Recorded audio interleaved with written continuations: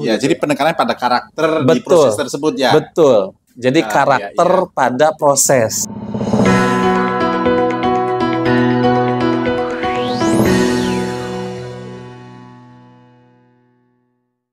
Selamat datang rekan-rekan di Express Podcast sore hari ini.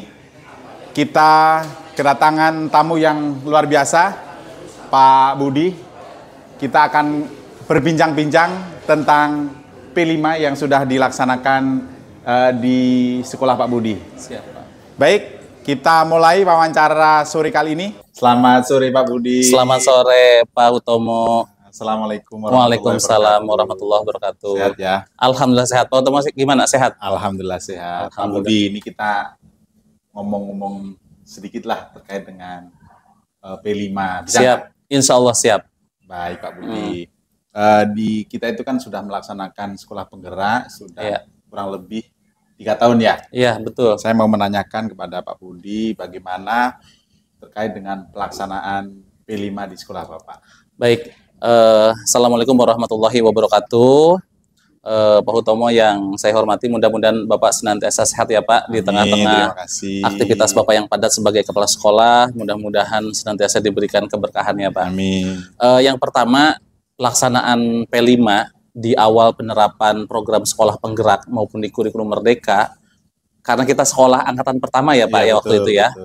Di sana pada saat pelaksanaannya itu sudah berjalan dengan baik, namun karena kita waktu itu masih kekurangan referensi, nah sehingga pada pelaksanaannya itu masih ada miskonsepsi pelaksanaan dalam pelaksanaan P5 dan juga gelar karyanya Pak. Kira-kira begitu. Baik Pak, tadi kan ada beberapa kendala ya, wajar lah karena kita belum punya referensi. Tetapi tentunya dengan sekian tahun berjalan, sudah berkali-kali melaksanakan kan tentunya ada perbaikan-perbaikan yang Bapak lakukan. Nah, tantangan apa saja nih yang Bapak hadapi di dalam mengimplementasikan P5 tersebut terkait dengan miskonsepsi tadi? Iya. Tantangan yang terbesar pada saat pelaksanaan P5, apalagi di awal-awal program sekolah penggerak angkatan 1 itu Pak, adalah bagaimana kita meluruskan kembali miskonsepsi pada pelaksanaan P5 dan juga gelar karyanya. Nah, itu salah satu tantangan yang memang sepertinya memang harus ada alokasi waktu khusus ya Pak, karena memang miskonsepsi itu masih berjalan sampai sekarang Pak, gitu.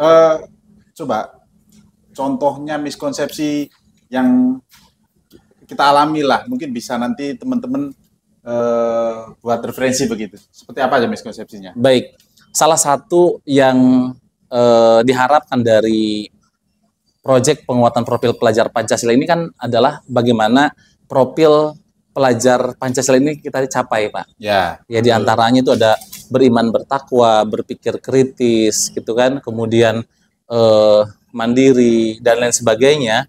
Nah, justru itulah yang menjadi penilaian pada saat proses dari P5 tersebut. Nah, kebanyakan pada saat ini P5 justru berfokus kepada produk apa yang dibuat oleh peserta didik kita gitu.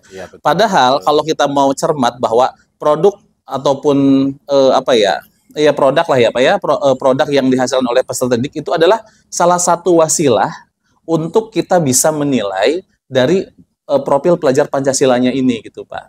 Jadi bukan produknya itu. Ya, gitu. Jadi penekanannya pada karakter di proses tersebut ya. Betul. Jadi karakter pada proses. Nah, betul. Baik. Nah, sekarang bagaimana nih Bapak di dalam melakukan upaya meminimalisir miskonsepsi tersebut?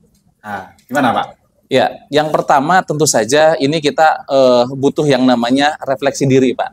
Oke, jadi dari 1 tahun berjalannya proyek P5 itu, kemudian diakhiri diselebrasikan dengan gelar karya, dan ini juga betul Pak, gelar karya pun masih ada miskonsepsi ya.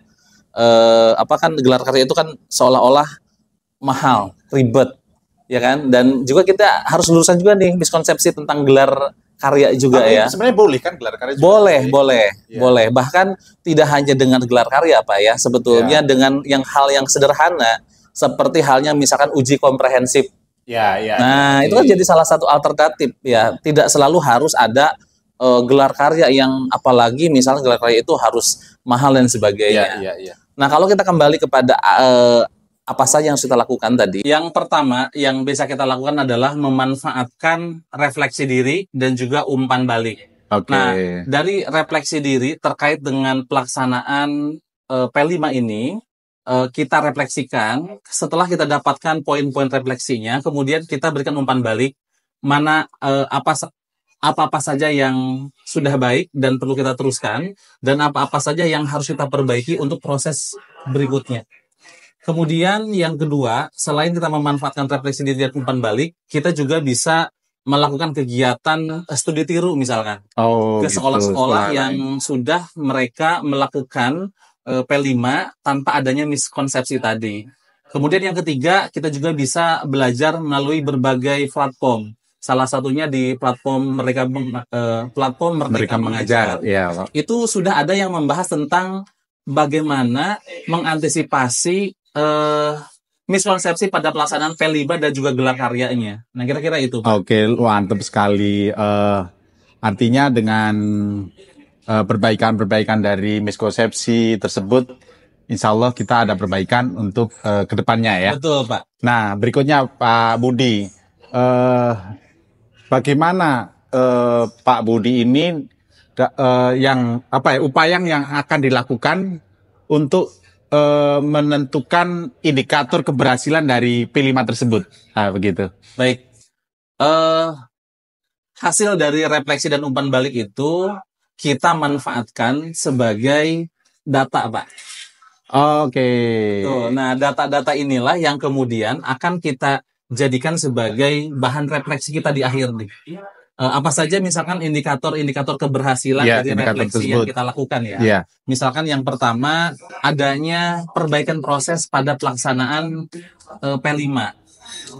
Yang kedua misalkan sudah atau guru-guru sudah memahami bagaimana proses pelaksanaan P5 itu berpusat kepada proses dan profil pelajar Pancasilanya. Karakter tadi ya. Tidak lagi terlalu berfokus kepada produk apa yang akan dihasilkan.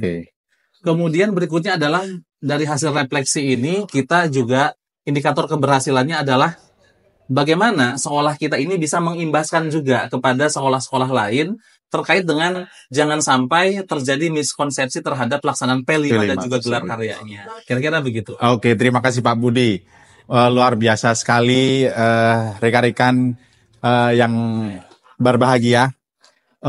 Tentunya kita hari ini sudah memahami bagaimana pelaksanaan P5, ketercapaian P5 dan indikator P5 yang sudah berjalan dengan baik.